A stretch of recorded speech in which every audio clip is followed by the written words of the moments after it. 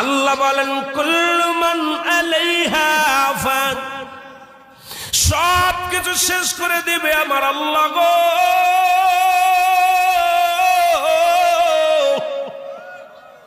আমার আল্লাহ বলে এই জমিনটা আমি পুরায়া তামা বানা দিব। এই জমিনের মধ্যে যত পানি আছে পানিগুলো আমি আল্লাহ পুরায়া ছাই বানায়া দিব। যেদিন কিচ্ছু বলতে কিচ্ছু থাকবে না, সেদিন থাকবে শুধু আমার আল্লাহ। আজকে কার জন্য সুদ খাও, কার জন্য ঘুষ খাও, কার জন্য ব্যভিচার করো, কার জন্য অন্যায় করো রে মন, কার জন্য তোমরা এত বাহাদুরি করো।